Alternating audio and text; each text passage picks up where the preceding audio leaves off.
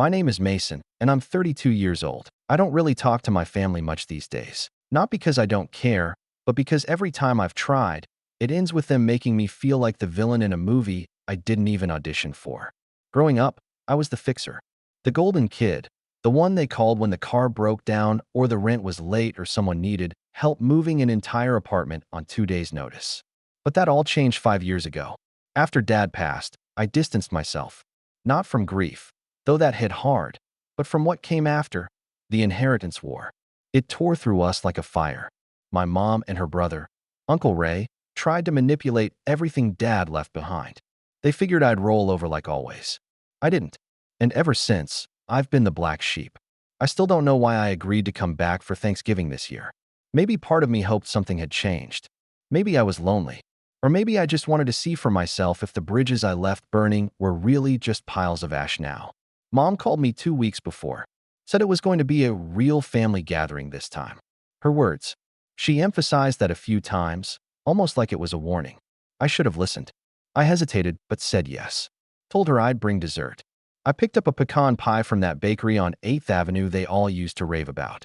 Spent too much money on it, honestly, but I figured if I was going to walk into the lion's den, I might as well show up with something sweet.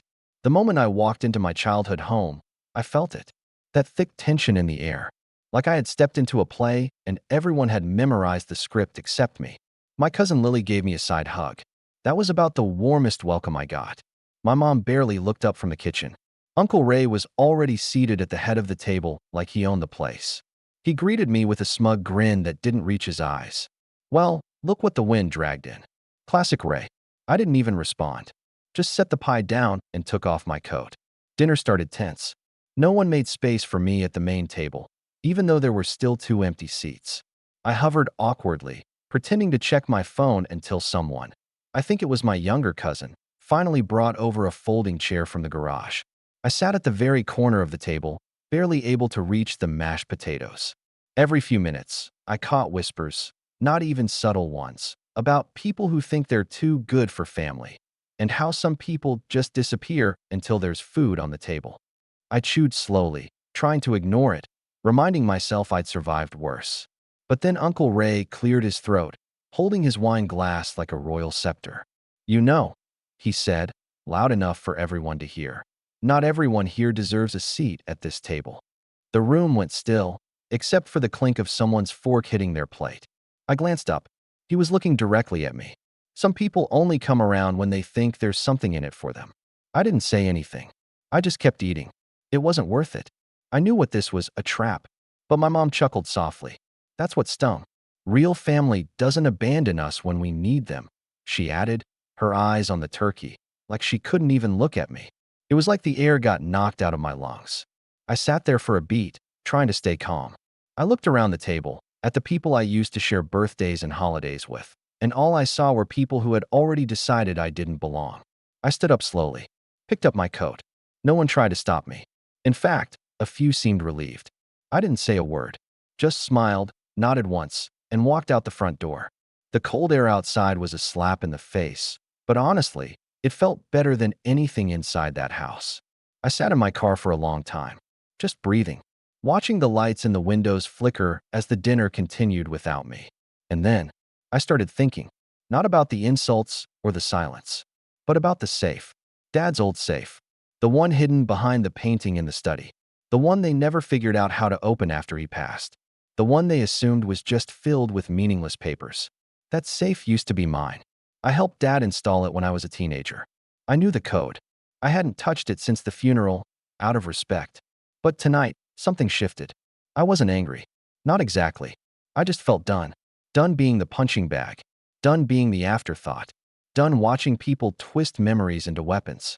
And most of all, done letting them profit off the parts of Dad they didn't even try to understand. I drove around for a bit, grabbed a coffee, let the night settle. Then, maybe an hour later, I turned the car around. The house was still buzzing when I got back. I parked down the street, slipped in through the back fence like I used to as a kid. The garage was locked, but I still remembered the loose panel by the side entrance. It took less than 5 minutes to get inside. The study was empty. Voices floated in from the dining room. Laughter, clinking glasses. Someone, maybe Lily, was playing piano badly. I moved quietly, carefully. My hands didn't shake when I lifted the painting off the wall. The code clicked on the first try. And when I opened that safe, I didn't find just papers.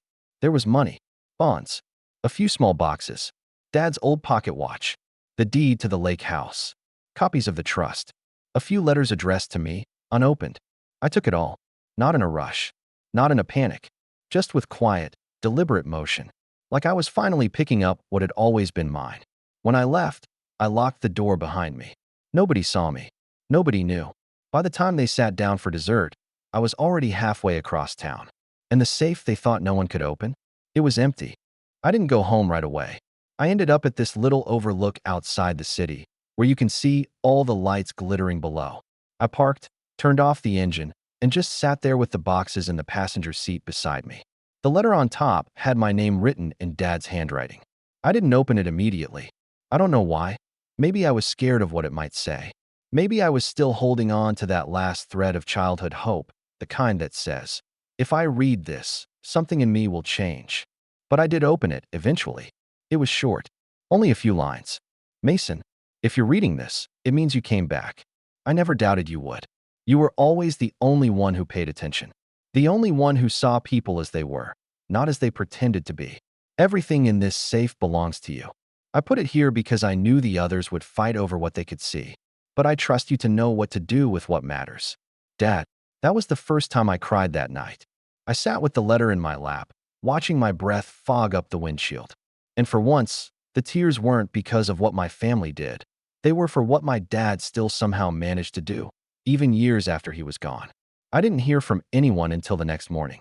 It started with a text from my cousin Lily. Hey, were you at the house last night? Then from my mom. Mason, call me. Now. And finally, Uncle Ray, always the charmer. What did you do? I ignored them all. Around noon, Lily tried calling. I let it ring. She texted again after. The safe was emptied. There was stuff in there we didn't even know about. They're freaking out. That made me laugh. They didn't know about it. Sure. Because they never bothered to ask. They just waited for the pieces to fall into their laps. That's all they ever did. By 3 p.m., I got another call from a number I didn't recognize. I almost didn't pick up, but something made me curious. Hello. I answered cautiously. Mason. It was my mom's voice, but it didn't sound angry. Just tired. Please. We need to talk. I don't think we do, I said flatly. There are things you took. Things that were mine, I cut in. Or do you want to read the letter out loud together? There was silence on the other end. Then she sighed. Mason, your uncle is talking about lawyers.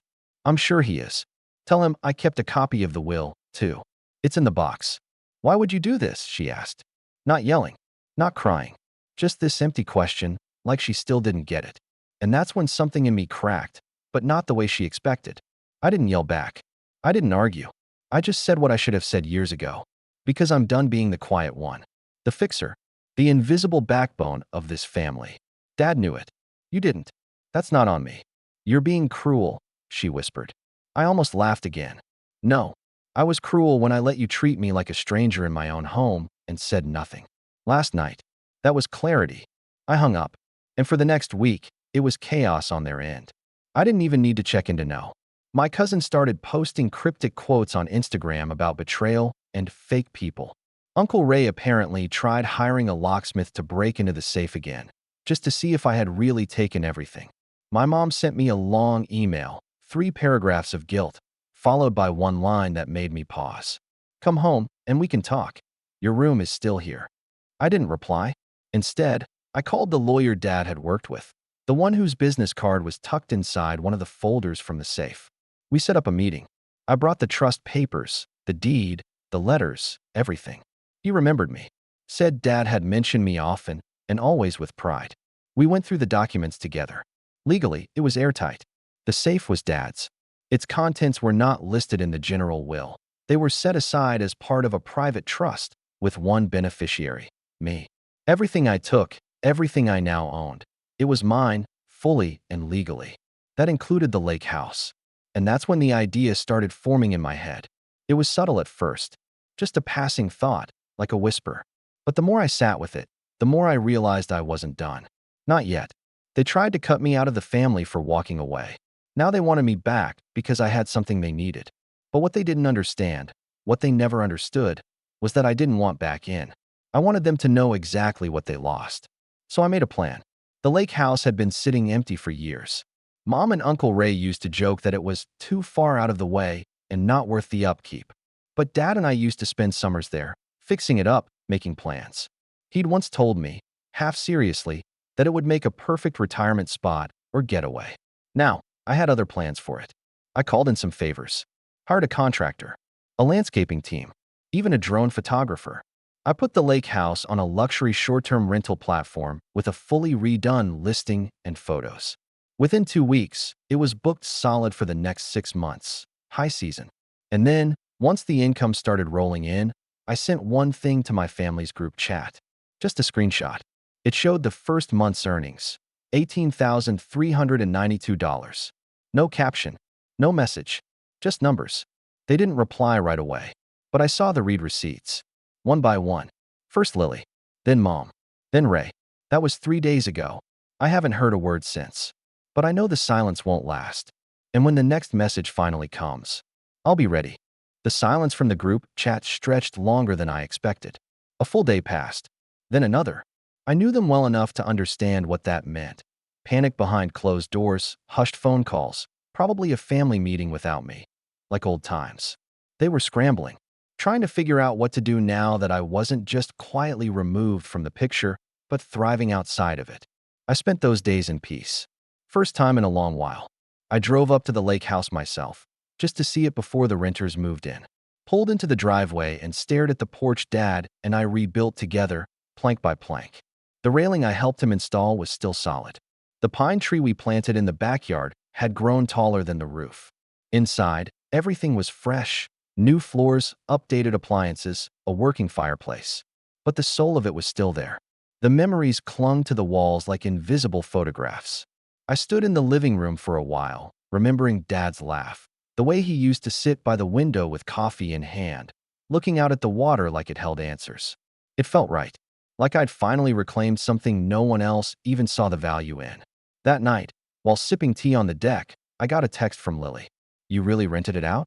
Like fully. I stared at the message, debated whether to reply. Eventually, I just sent back, "Yep. First booking already paid. Rest are scheduled through spring." She replied within a minute, "Mom's losing it. Ray too. They said they didn't know about the deed, that you manipulated something. But I saw the papers. It's all yours, right?" That caught me off guard. Lily was never really against me, just silent, passive, a bystander. I hesitated, then replied, "It's mine. Dad left it to me. He trusted me to take care of it."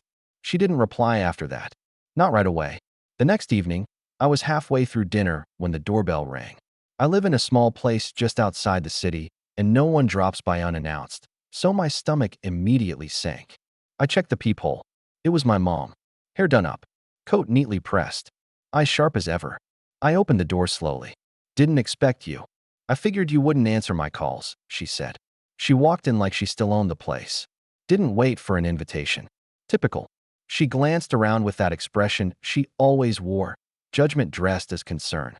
"You're living here?" "Yes," I said, shutting the door behind her. "I like it." "You could have come home," she muttered, touching the edge of my bookshelf. "We had a place for you." I crossed my arms. "You mean at the corner of the table, with the folding chair?" She turned. Her face tightened. "That wasn't supposed to be about you." "Then who was it about?"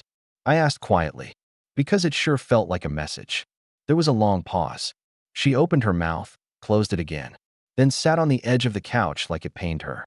"Your uncle says you emptied the safe, took things that belonged to the family." I stayed silent. "Your father wouldn't have wanted this kind of division," she added. "That was rich.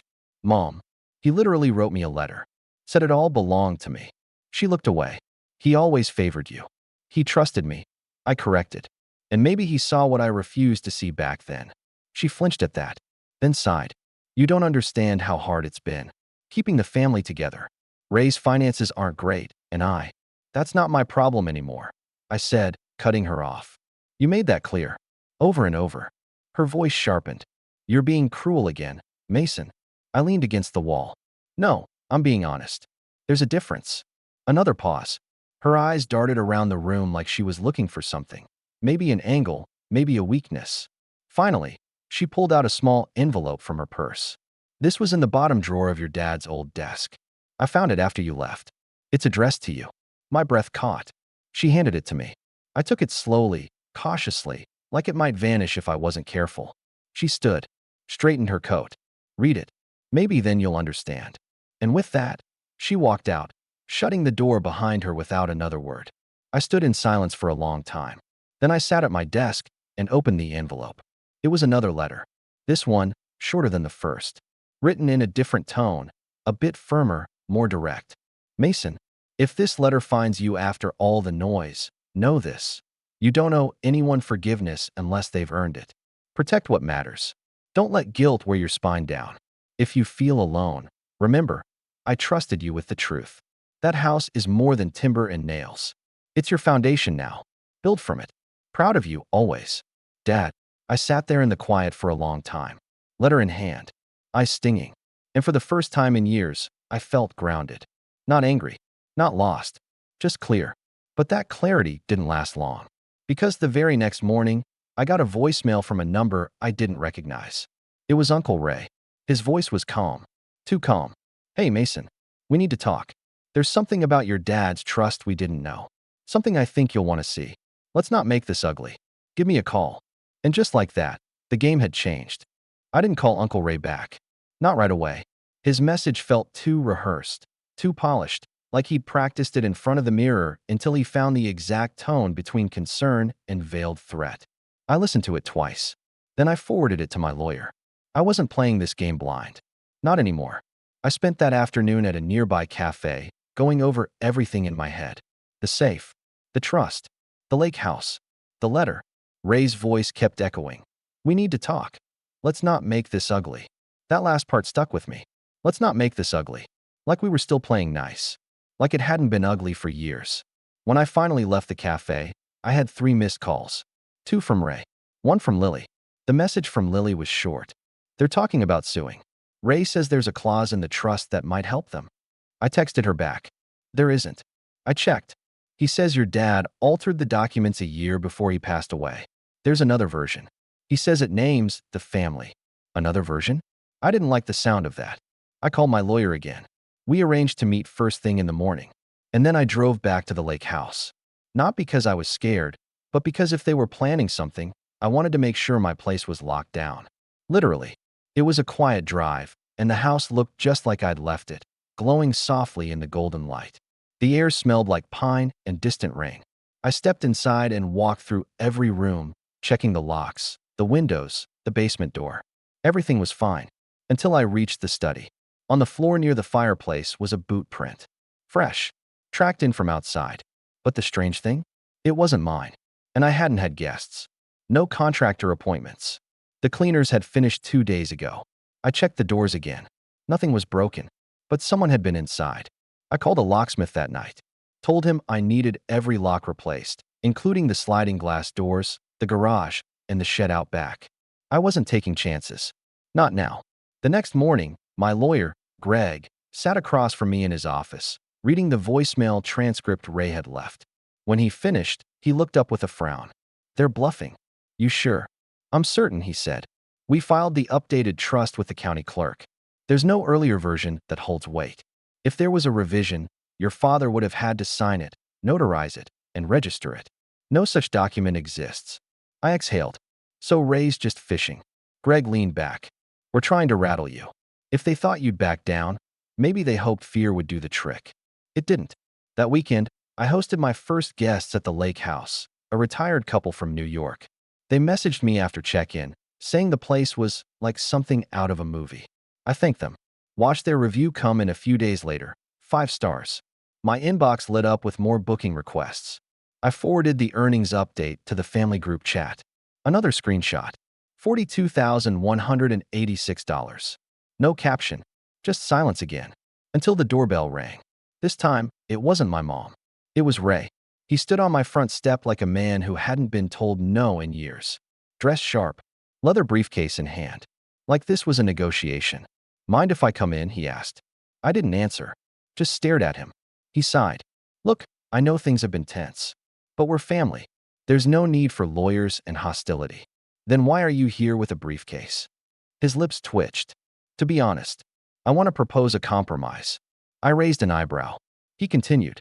We were thinking, the lake house brings in a lot of income. It's a family asset, Mason. You don't have to carry the burden alone. We could share it. Split it 3 ways. Or even 4. I stared at him, stunned. You think you deserve a share of this? He didn't blink. Your father always said family comes first. He wouldn't want this division. I laughed once, bitter. He trusted me. You all laughed at that. Mocked me at the table. Called me a stranger. And now that it's profitable, suddenly I'm family again. You're being emotional, he snapped. This is about what's right. No, I said. This is about what's profitable. His expression hardened. I'm giving you an option here. A fair one. You're young. Managing this on your own is risky. We can help. You mean take a cut? He didn't deny it. I stepped outside, forcing him back a step. Ray, I'm going to say this once. You and Mom and everyone else made it clear I wasn't part of your circle anymore. You threw me out without a word. And now you want in. We can make this messy, Mason, he said quietly. We can drag this out in court. You may win, but it'll cost you. I smiled. Then let's dance.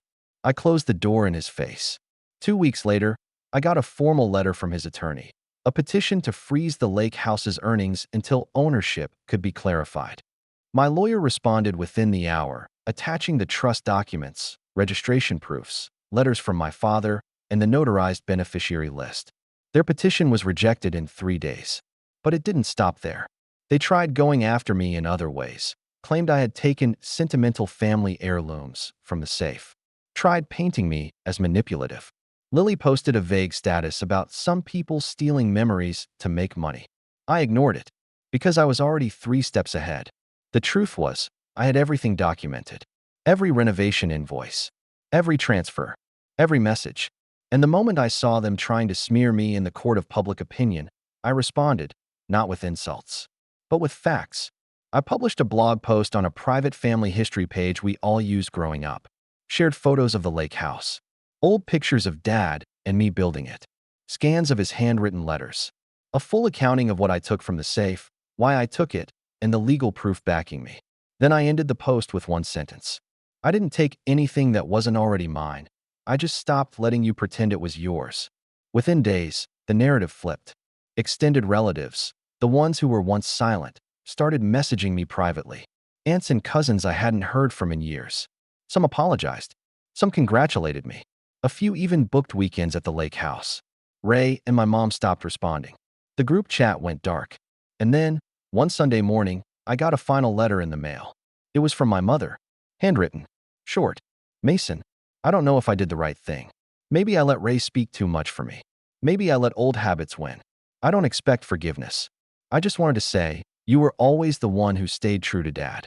He would have been proud. Mom. I didn't cry, but I did sit with that letter for a long time. Later that year, the lake house won a small feature in a travel magazine. I framed the article, hung it in the hallway right next to Dad's photo, the one where we're both standing on the porch, tools in hand, sawdust on our jeans. I get bookings year-round now, and sometimes I go up myself. On quiet weekends, I light the fireplace, sip coffee on the deck, and read his letters again. And every time I do, I remember the night I walked out of that house, the night they said I didn't deserve a seat at the table. They were right. I didn't. I deserved my own table. And now, I have one, with the best view on the lake.